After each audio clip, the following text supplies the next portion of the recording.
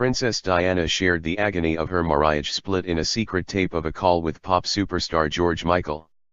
She told the pop superstar the breakup was grim and the royal family was not very loving. The phone chat was recorded during her divorce battle with Prince Charles but has only now emerged. As well as complaining about the pain of her bitter divorce battle with Prince Charles, she joined George in taking the mickey out of flamboyant pop idol Sir Elton John. The Princess of Wales took a potshot at the royals and swapped cheeky gossip during an intimate phone chat with George Michael. A previously unheard tape of the call reveals her joking about the careless whisper singer playing gooseberry during a visit to Elton and his partner David Furnish. And she is heard likening pal Sir Elton's enormous shoe collection to that of footwear mad former Philippines First Lady Imelda Marcos after it was featured on a TV show. Diana spoke with George in July 1996 after he rang to wish her happy birthday. He was high after smoking a cannabis joint. The singer's call was recorded by an answering machine at his home in Hampstead, North London, and reveals for the first time how he became Diana's closest confidant during her marriage breakup. George gave the tape to his childhood pal Andrus Georgiou, who was in the house with the singer during his chat with Diana. Andrus, 55, explained, "George handed me the tape and said, 'Here's your retirement present.'" Diana, who was killed at just 36 in a car crash the following year, is heard telling George about her breakup, saying, "It's been pretty grim, but we're near the end of it. Not a very loving, compassionate family, this one I'm leaving." The troubled princess first met ex-Wham! Star George backstage at a concert in 1989 and grew close to him as her marriage collapsed. She went on to pour her heart out to him in a series of private meetings and phone calls. Her words in the taped conversation give a rare insight into the agony she suffered and the heavy toll taken by intense legal meetings as she and Charles tangled over the terms of their divorce. Diana is heard telling George, "I'm going to get 3/4 of what I want and the quarter he can't have, so there you go." George says, "I'd love to see you." But the princess hesitates before replying, "George, can I wait until this has all quietened down? Just lawyers. You know what they're like." She then adds, "It's okay, it's all very grown up." Diana, who had long idolized George, says she saw him in a TV documentary on Sir Elton Titlet Tantrums and Tiaras. The princess had watched the Fly on the Wall film the night before, while George had been invited to Elton's home to view it with him and Furnish. Diana is heard laughing about the star playing gooseberry. And George tells her, "I must admit I was kind of horrified. I thought it was very entertaining. I laughed my head off all the way through. But how are people going to react? We all know him, you know, his lifestyle, but they don't see all that detail, do they?" Diana replies, "I know. The moving wardrobe was quite excessive. That got me." George adds, "And that shot they had in of his stuff in Atlanta with those hundreds of rows of shoes and everything."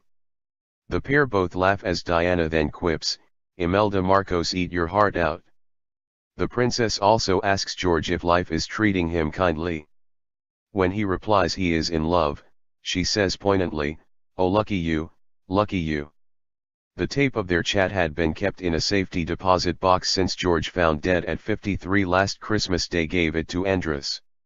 Shortly after the late-night natter, Diana's divorce proceedings drew to a close, with both sides formally agreeing a settlement. The princess was awarded a £17.5 million lump sum, but stripped of the title Her Royal Highness. It was seen as a final pointed snub by the royals, who Diana said never liked her from the start. Andrus met Diana with George several times and said it was clear that the princess had found his pop star pal attractive. Andrus said, she invited George to Kensington Palace for what she called a chinwag. He said she made a point of touching his arm and her hello and goodbye hugs lingered. George told me, "Nothing happened, but it could have. If I wasn't gay, I would." Instead they became very close friends. She often confided in him about how unhappy she was with Charles during their meetings. Andrus went on, "They had a very honest friendship. On his third visit to Kensington Palace, they drank a bottle of wine together and George was so drunk she offered him a room for the night. This was about 2 years before she and Charles officially separated. She told him their marriage had been an arranged one and that, as she'd been so young, she'd no real idea of what she was getting into. Although Camilla was never mentioned by name, she confided that Charles didn't love her as he was still in love with his ex. Diana loved being a mother and lit up when she spoke about William and Harry, but said she had never felt like a wife. She was obviously very unhappy and we both felt desperately sorry for her. She was such a special, lovely person and she should have got that love back. Diana last met George months before the tape was recorded at a private dinner party at Sir Elton's home in Windsor. And Andros, who attended with George, went on, after the separation in 1992, she seemed far happier for a time. But the pain of the divorce still lay ahead. She told George months before it was made public they'd go to the High Court. She didn't want to, but told him she couldn't live like this. Her words were, "This isn't what I bought into." Just before it went to court, they had another conversation on the phone and George said she was very tearful. She knew what she was facing and didn't want to face it. But she felt like a prisoner and she knew it was her only way out. She was desperate to live her own life and she needed to break free. It was such a sad situation for such a good person to be in. After he revealed the existence of the taped phone chat, Andros was contacted by representatives of tycoon Mohammed Fayed. They revealed the 88-year-old Harrods boss was hoping it may shed light on the death of Diana and his son Dodi. Andros said, "He flew me and my dad from LA to London so he could hear it."